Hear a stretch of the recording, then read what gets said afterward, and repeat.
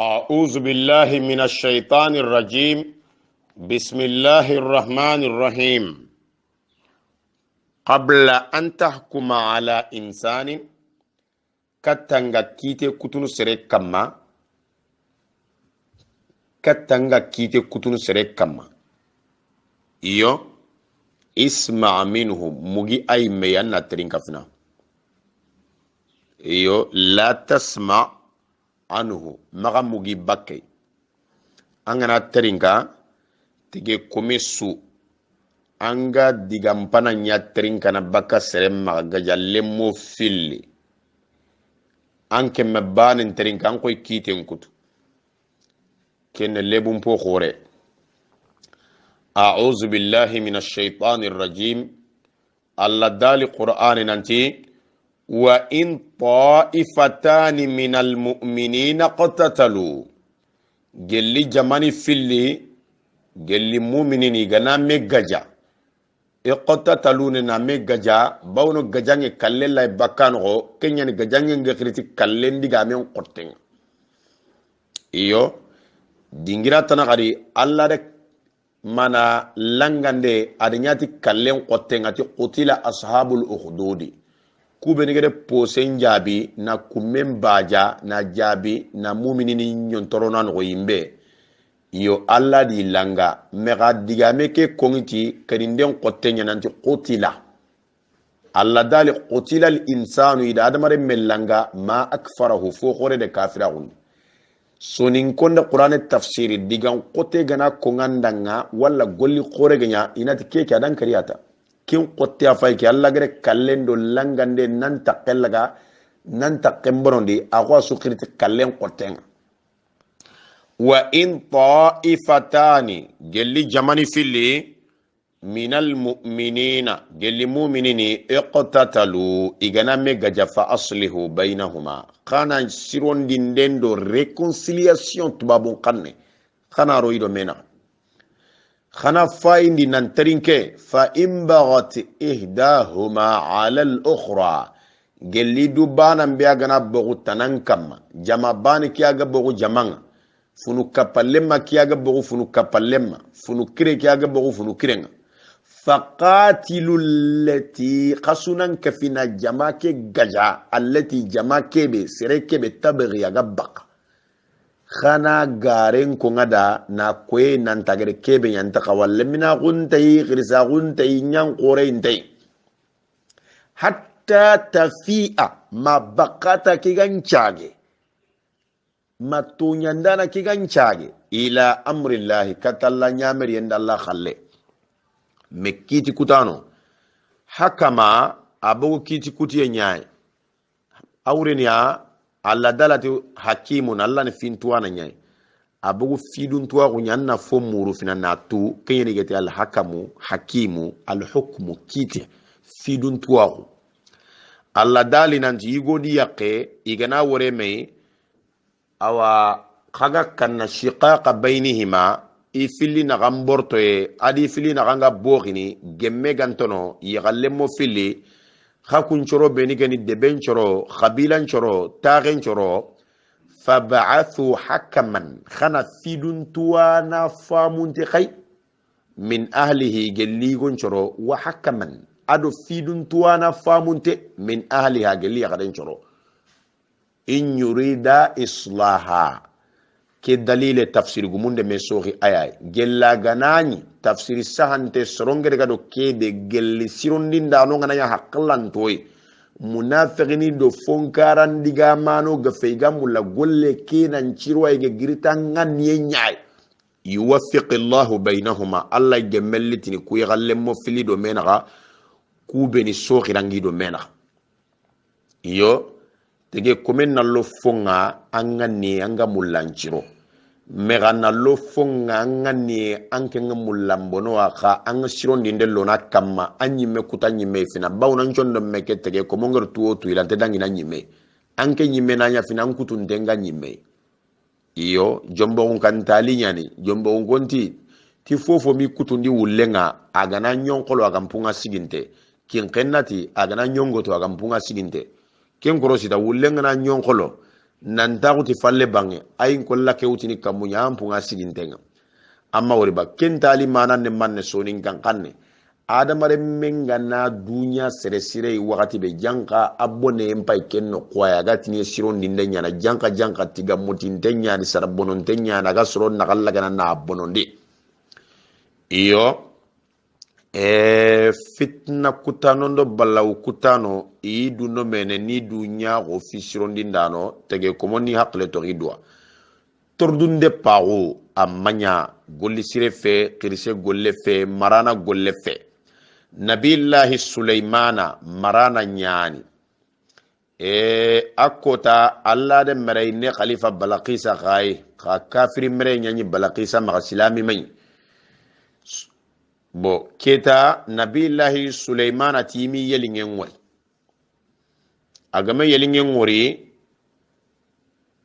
yelinge afalle yelinge li khorom maga mungu nabillahi sulaimana ti ulimna mantiq at-tayr ido kuttu indi yelinge ngana diga mu wadiga memmuko jelingen ti ji'tu min saba'in ngiri saba'i ya yamani nyinye binaba'in tiqibari qore yaqini dankana gon qibare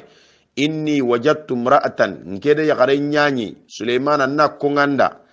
nde ya gare nyanyi tamlikuhum aga yamani do saba'i soro marna wa utiyat min kulli shay'in ado ida fofo kini yagare ke tunka nyagara ko kenoko iyo walaha arshun azim pale khotiya maga quran qaraka aga tauna kam wa zayyana lahum ash-shaytanu a'ma wajadtuha wa qaumaha yelingenti sulaimana da idadi soronyi iga sujudini li shamsi kiyenyada وزين لهم الشيطان أعمالهم أدو الشيطان دي قولوا نيامبا إدا ني مغانيتو ني فرامبرون دي كون قصاوري إيغا كيبه كما آن فوسرين ألا يسجدوا لله الذي يخرج الخبأ في السماوات والأرض غانت السجودين ألا دا ألا كيبه غفو قيرين تمپو مغن تمبغان ني كامبوتو نيدو نيامبوتو نيدو سليمان دا يلين ترينكا سيري خامين يتردون دي باتي sananzuru oy fayni sinu ken istiqbaliya kata kane oyrina fay asadaqata yellanke nyeli anda tongu ko ba am kunta min alkazibina manya gali garanto itike da tibaqu salbi na funi pili jonko ime ni bosi bakame yellanda tongu ko ba na to garen bosi bakke iyo manya gali garanto nya golle ke gadi balaga babul adabi ngano jiku ganka gumpol laqe min babil adabi sulaimana meta anda tonguko wala ngara gambian gonde anton ikunti anton iyando ko qur'ani khanne asadaqata anton iyo pasanga na tanda tonguko awrina qultal haqa mi asadaqata gambian ko anda tafsirin kita nandi anton angana tongunko ina ko anton ido ko qur'ani khanne asadaqata illi antum waba anda tungu ko ba am kunta min alkadhibina anke nyelinge manya gelli garandonga iyo ada doroa amma garade amma dum garana manka fi garantonga lenkiya iyo kha adi kaitin chafati idhhab bi kitabi haza andinke kaitin kitabe nan daga kaitin nyani angana safara bin qanni ga gelli kitabe dan daga na yerendi ikama balaqisa di jama balaqisa ga agar kayti ke fay ad ko jamanda jamanti kunne militaire ni adiga meddo fonda de khabalaqisa maganya tordun de pedo mogotana ad kayti saf atina khalsi khaykati sulaimana gellitun kanyigo agen alla tun kanyigo ado annabi nyimme agani anta khalsi ke ut gella ganani aga tanan ka duna murana ya gana ut ido khalsinga daga sulaimana ma khalsingu to ada sagandi angana khalsingu to allo khenia awa angana khalsingu to Allah ntakanyin ko lan qawtu kadi kamunga iyo selesu ga fokin nan Allah ntanyin ko lan to ken kamma kadi iyo kengenya agananya killi tananga duna murien killenya illa magantanya khairin kille kendo kemetana ubire ken kundunya nambugu serenga alla dal qur'anati in ja'akum fasiqun binaba'in fasiqidu qibare ganari kati khay fatabayyanu khana khibare ke labu do muru khana ya ge muru kimbaka khane khana laba an tusibu qauman khakunna magara suro musibo khumbene khagi lebunu ni gaja bijahalatin tisemuntaru atwa guntaka maga alla bunun taka maga aprevun taka maga khumbene qibaru nganari bange mogoyogo fatusbihu ala ma fa'altum nadimin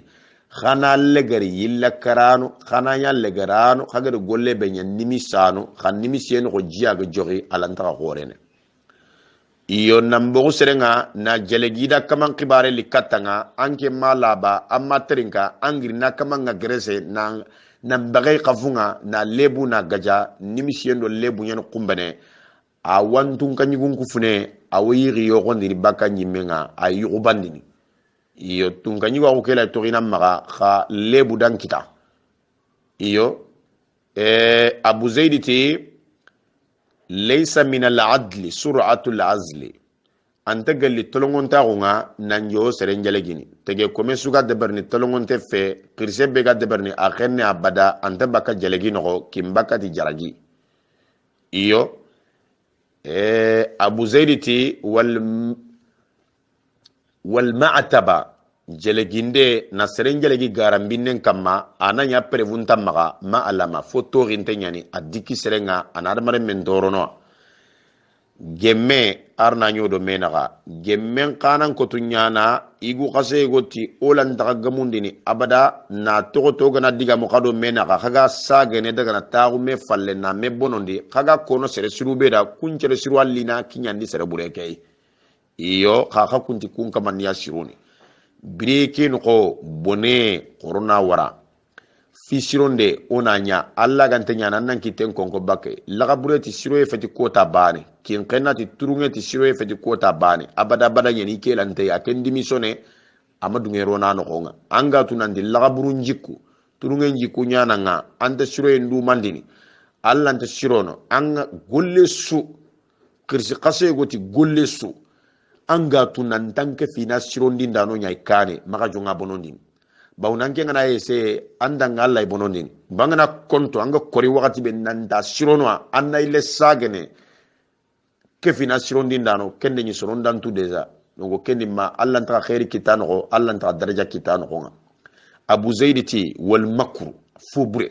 wala winistata'ata haralla gada aseyanda adigami allaqe asfenene akhalsi yamma afanke sembeanga la ta'tihi magadbari yo litanala suuda da kudu annayin kullu wuri wutiyen kita khumbene wa sharaf ado dawla magadbari mana kalanye ado selaqe be anga wallan kapalle mankane kudu ngorano gonga alla anta dungen iyo sunin karatali khura kongano iti sugume akelli ngunya gunnen laga buren chunkara gunnen turungen chunkara khalla madungi abu zaid ti maqama la ay wala kullu ta'irin yedingen chufe yalijul fakha agarono kala ngendo selaqen no walau kana muhdaqan bil lujaini har kala ngekero selaqe ke karo attatu iganani gere kangunya sokondi kho kalantugano no selaqi tugano iga fomo tinte wala yille wala tie narano ko kuro fo nyate ngaigana harangana fo jupumpili yare kange ado kalsi kulle yogonin tarona no anji kita adamaro mun kalange ngalla serenkane ti naburenga selake ye wallan kane ti fofo kudo igan kita nallaga annan to awa iyal halan no fami arna nyodanga wure wuti arna nyoda fombono de arno lato ni bakke ka kere digamu beni kan tamungini arno lato ni bakkiya angere debari su angere ko su angere nya su nanta kamanna munguda batanta mungun katam bucati katinta mungunu anke namaka ko anna maka debari angana ken debari ta mankangen takano qur'ane fami kiti sire arna nyoda wi ado yonkisa kimbakati wu ado yonkisa arna tagoda arno nyagalindi arno sawandi arno nyagalindi harno sawandi. Assalamu alaikum wa rahmatullahi wa barakatuh.